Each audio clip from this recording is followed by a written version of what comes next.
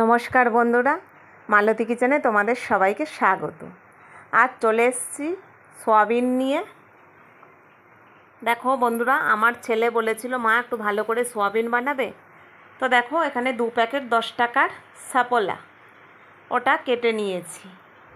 এই সাপোলা সয়াবিনটা না ভীষণ নরম হয়, সত্যি খুব নরম তুলতুলে হয়, আর আমি এটাকেই ব্যবহার করি। আর এই দেখো সয়াবিনটা, এখানে আমি একটু উষ্ণ গরম জল দিয়ে, কারণ আমার রান্না করার সময় এখন, উষ্ণ গরম জল দেবো, আমার তাড়াতাড়ি হবে। 10 মিনিটে বেশ ভালো ভিজে যাবে। আর না হলে ওই কী বলো তো, ঠান্ডা জল দিলে অন্তত আধা ঘন্টা 1 ঘন্টা ভিজিয়ে রাখতে হয়, তাহলে টোপা টোপা হয়। তো এখানে দেখো ভেজানোর পরে কীরকম টোপা টোপা হয়ে গেছে, একদম ভর্তি হয়ে গেছে এটা। আর দেখো কীরকম নরম হয়ে গেছে। একটু উষ্ণ গরম জল, খুব বেশি ফুটন্ত জল দিতে হয় না। এবার আমি আলাদা বাটিতে নিয়ে নিয়েছি, আর একটু জল দিয়ে ভালো করে এটাকে ধুয়ে নেব চটকে চটকে। দেখো একটু চটকাচ্ছি, এর যে কীরকম একটা ফেনা হচ্ছে, এই ফেনাটা না ফেলে দিতে হবে। আর নাহলে ভালো করে চটকে না নিলে কি, রান্না করতে গেলে না ওই ওপর থেকে হয়তো ঝোল ঢাললে ফেনা ফেনা দেখতে, খেতেও ভালো লাগে না, দেখতেও ভালো লাগে না। এবার ভালো করে চটকে নিচ্ছি আমি। এবার চটকে বেশ চিপে চিপে যে জলটা বের করে নিচ্ছি, কারণ সয়াবিনটা আমি ভেজে করব। আর আগে যখন আমরা ছোট্টবেলায়, বলছি পরের কথা, এখানে আলু কেটে নিয়েছি একটা বড় দেখে, আর একটা পেঁয়াজ গ্রেট করে নিয়েছি। আর আমার মশলা তো বাটা আছে। আর এখানে আমি কড়াইতে তেল বসিয়ে দিয়েছি। আমি এখানে পাঁপড় ভেজেছিলাম কড়াইতে, ওই তেলটা রয়ে গেছিলো, আমি ওই তেলের মধ্যে প্রথমে আমি আলুটা ভেজে নেব। বলছিলাম ওই ছোটোবেলায় আমরা সয়াবিন খেতাম, সত্যি মাংসের মতন লাগতো, সেই স্বাদ এখন যেন আর হয় না, মানে সেই টেস্টটা পাই না। আমার মা কি সুন্দর ভেজে করতো, বেশ বড় বড় আলু কেটে। আর সয়াবিন রান্না হলেই মনে হতো যে আজকে কতগুলো ভাত খাবো।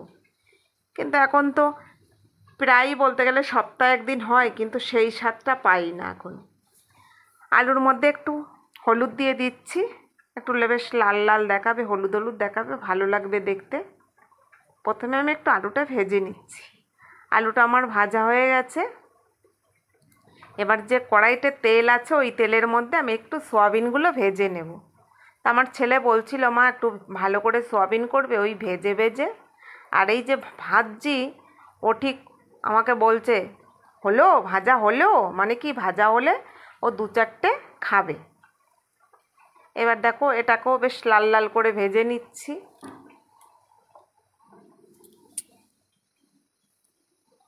সয়াবিনগুলো ভাজা হয়ে গেছে।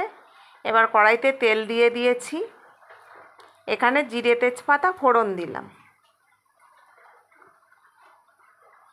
এইবার যে গ্রেট করা একটা পেঁয়াজ ছিল, দেখো খুব বেশি পেঁয়াজ দিইনি, আমি একটাই মাত্র এখানে পেঁয়াজ ব্যবহার করেছি। পেঁয়াজটা দেখো বেশ নেড়ে নিচ্ছি। আর এখানে দেখো আমি টমেটো দিচ্ছি না, সত্যি কথা বলতে ঘরে টমেটো নেই, টমেটোটা এখন ভীষণ দাম, তাই। আর এই যে একটু লবণ দিয়ে দিচ্ছি পেঁয়াজের ভেতরে, হলুদও দিয়ে দিচ্ছি, একটু ভালো করে নেড়ে নেব। আর এই দেখো আমার বাটা মশলা ছিল, এখানে আদা রসুন জিরে লঙ্কা একসঙ্গে বাটা ছিল।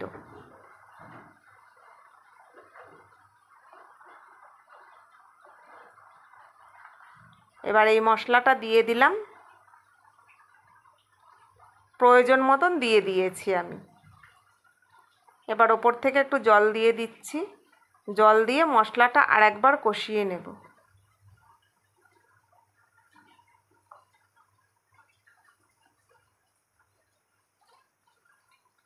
এবার যে আলুটা ছিল না, আমি আলুটা আরেকটু দিয়ে কষিয়ে নেব, যে কষানোর সঙ্গে সঙ্গে আমার আলুটা সেদ্ধ হয়ে যাবে।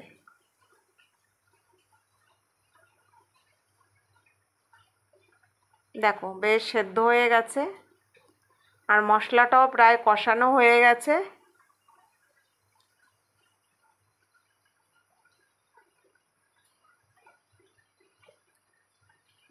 এবার ভাজা সোয়াবিনগুলো দিয়ে দিলাম।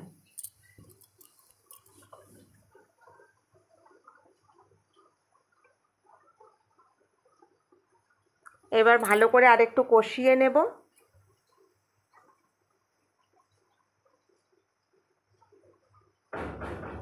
দেখো বেশ সুন্দর কষানো হয়ে গেছে।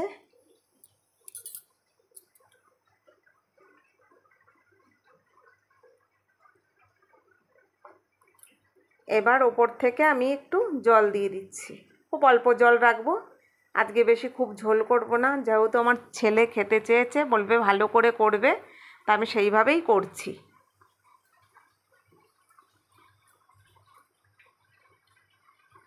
তো দেখো আমার প্রায় হয়ে এসছে।